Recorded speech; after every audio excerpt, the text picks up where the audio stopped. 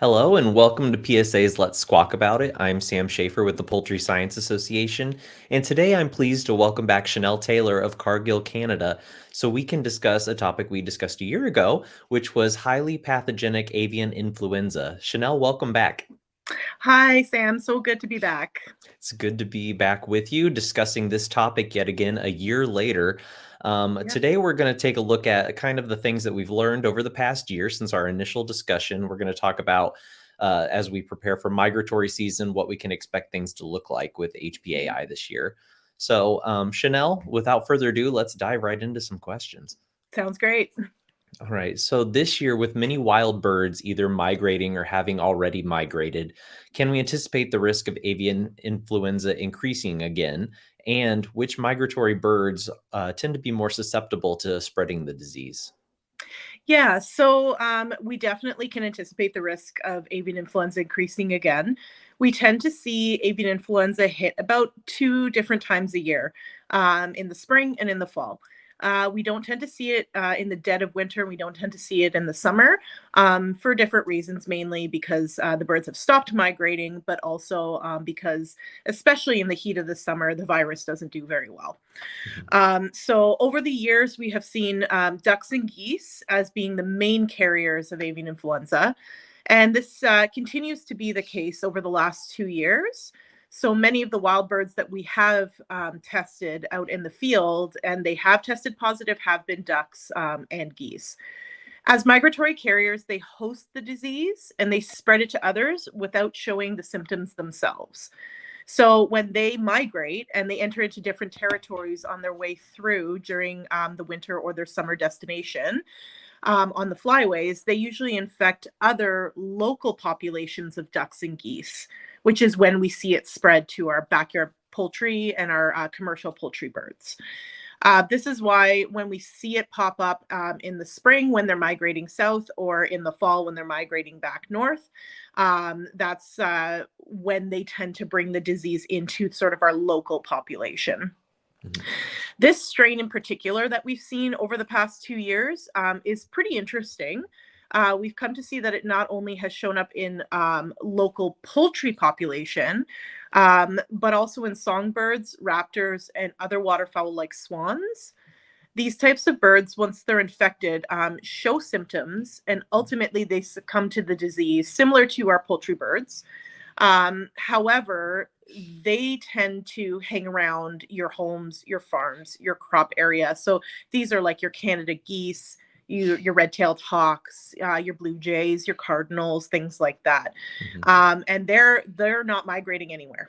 Right. So They're sticking around. they're sticking around. So they're going to be the ones that are hanging out with your poultry birds, especially when it comes to small backyard flocks. They're going to mingle around.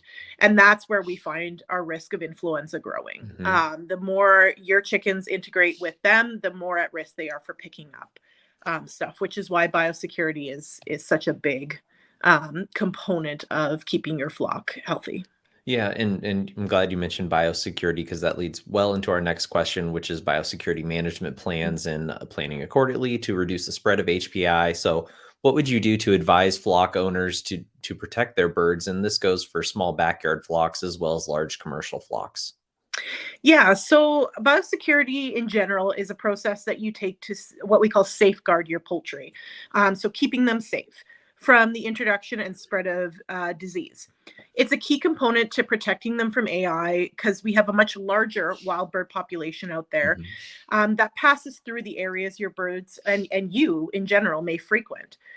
The disease spreads not only through contact with infected poultry and poultry products, but also through contaminated manure, litter, clothing, footwear, vehicles, equipment, feed, and water.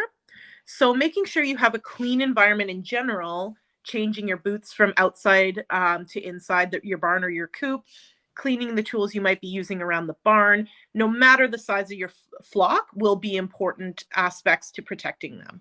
Mhm. In general, for small flocks specifically, we kind of delve in a little bit deeper and we say, keep your birds inside a controlled area. So if you have a coop plus what we call a run, a little area outside that's, fenced in that they can they can be outside but still safe, away from predators, but also away from your wild birds. Hmm. Keep them away from ponds or other areas where birds gather, like bird feeders. That would be your number one thing you want to start doing with your flock, especially if they're just kind of free roaming. Yeah. You want to take down your bird feeders so you don't attract any wild birds, especially because we're seeing songbirds with it Hmm. this time around, which is not necessarily something very normal for us in previous years to have seen. So that will be another key practice. As always, practicing good hygiene around the birds and around the coop. So cleaning your coop often, washing your hands, changing your boots, things like that. Don't introduce new birds to your flock, especially if you're not buying them from a hatchery. So a lot of people purchase birds from other flocks out in the province and or state, and you want to make sure that you know where your chickens are coming from, because if you don't, you might be introducing AI into your flock. Hmm. We want to also really take the time to say, do not attend poultry gatherings, so auctions, poultry swaps, things like that, Hmm. either by yourself or especially if you intend on bringing your birds there and then coming back. Anywhere that poultry gathers is a risk for AI to Hmm. spread. For our commercial flocks, it's a little bit similar but a bit different. Most of them, except for organic production, keep the birds indoors. So we're a little bit less worried about direct bird-on-bird contact with, things like Canada geese and raptors and stuff like that. But we say don't let any people or vehicles on your property that you are not expecting. Disinfect all of the wheels on your vehicles, especially if they're coming from another farm. So if you have field service people, feed trucks, anything like that that might have been on another farm to deliver feed or been on another farm to see a flock, make sure that we're disinfecting and cleaning our vehicles so we're not tracking anything farm to farm. Your proper personal protective equipment for all of your visitors, your boots, your hairnets, your overalls, things like that. You're going to limit your farm visits to only when absolutely necessary. So if your flock is sick, obviously your vet or your field service needs to come. If they are not, maybe it's best they don't Hmm. attend the farm. If your birds are organic and they do have outdoor access, making sure to keep them away from any areas where wild birds might frequent. Clean your equipment and disinfect it daily.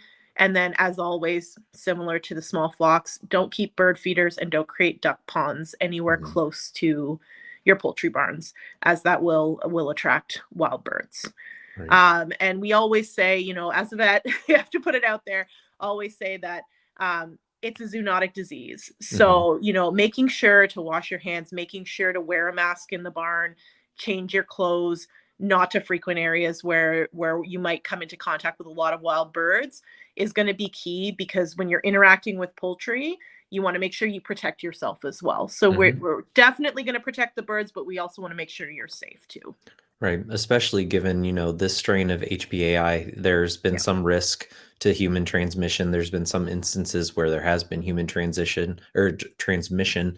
Mhm. But also important to note that the individuals that contracted that disease were around poultry pretty frequently.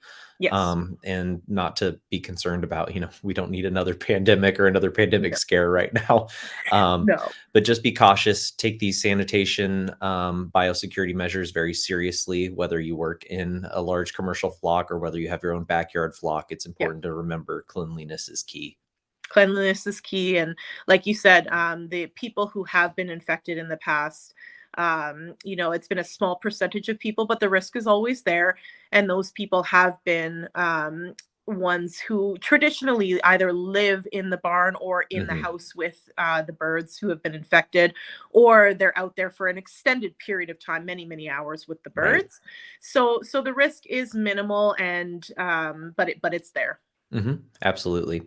Yeah. And just as we're looking at everything we learned over the past year, Mhm. obviously last year HPAI was huge and it was spreading more rapidly than we had seen in previous years, was more deadly than in previous years. Mhm. But what are some of the key takeaways that we've learned from this past year, having gone through it and preparing for another summer with it?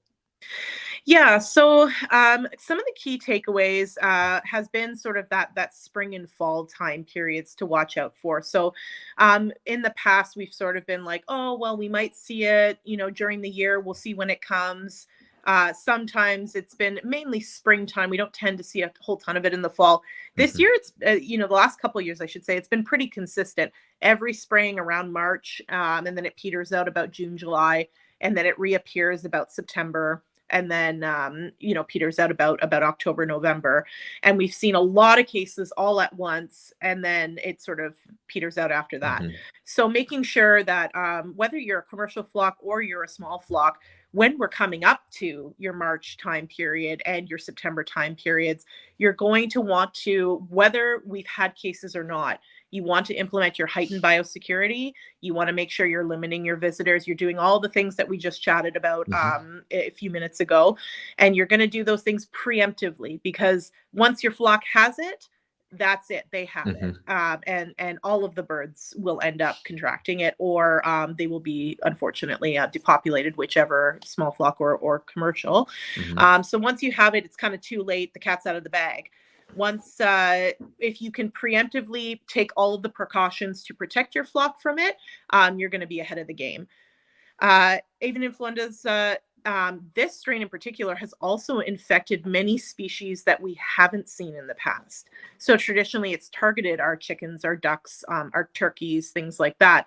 But because we've seen that infection with songbirds, with raptors, and even some mammalian species, Hmm. in zoos and foxes in the wild and stuff like that, we know that it's evolving, it's changing over time. The risk of the spread is now to larger areas, Hmm. because we're seeing more types of birds and more types of mammals becoming infected.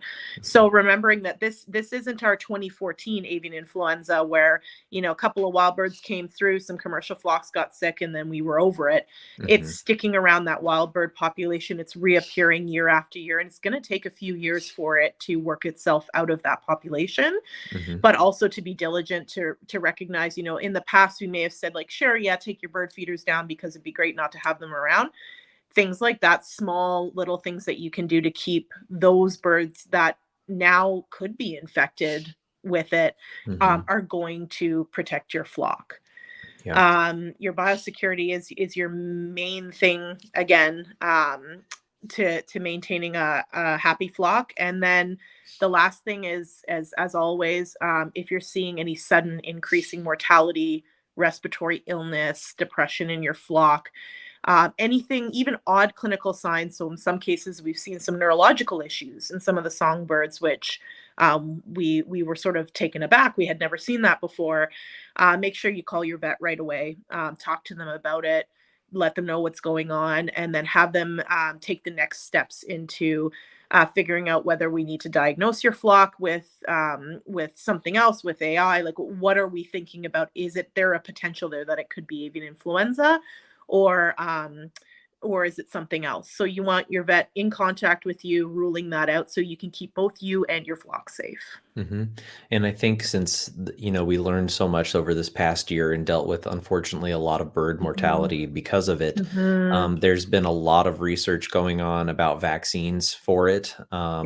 and just curious on your insights there as far as vaccines go, and work to combat this and eradicate it at some point, hopefully.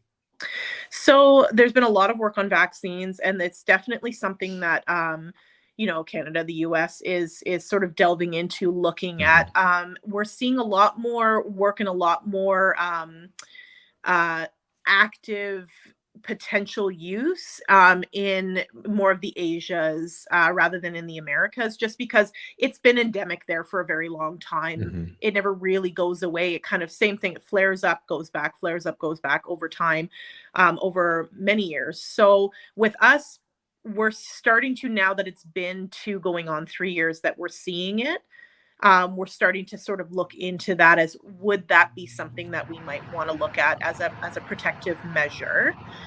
Um, Now, when we look at the vaccine itself, it is not going to be a vaccine that is going to prevent your flock from catching avian Right. influenza. It is going to be a vaccine that minimizes the clinical signs and potentially minimizes the risk of death. So instead of your, 3/4 of your flock or your whole flock dying, it might be 1/4 of your flock. The only issue with vaccines is if your flock catches it. USDA and CFIA haven't really come out yet and said whether or not they would still require depopulation of the whole flock regardless, or whether or not they would wait and see if the birds turn a corner. I would imagine that depopulation is still going to be on the table. So whether or not that vaccine is going to be worth it here in North America, where we're hoping that over the next year or two, it'll kind of transition itself out of the wild bird population, and maybe we'll go a few more years without seeing it. That's kind of the hope now, but we are definitely taking a look at it. Right. Yeah. And lots of work to still be done. But there's possibly light at the end of the tunnel someday. Definitely. Yeah. I mean, we've seen over the years that it does come and go, and it will eventually either downgrade itself to low path AI, which is much less of a risk, obviously, or it will weed itself out of the population eventually. And then we'll kind of go on for a while before it comes back. Or we'll end up hopefully making great strides on the vaccine front, and then we'll have a vaccine and we'll be able to protect in other ways. But it's out there, but eventually there, like you said, there's light at the end of the tunnel. I mean, we experienced that with our own pandemic. Yep. Eventually we've made it through. We'll make it through this as well. So exactly. But Chanelle, thank you so much for your insights today. It's great to see you again. Great to have you on the show talking about this topic again, because obviously, like we've said, it's not going anywhere just yet. It's still around, and there's still a lot of biosecurity that needs to take place, a lot of precaution, and a lot of measures that can be done in order to combat while we're still living with it.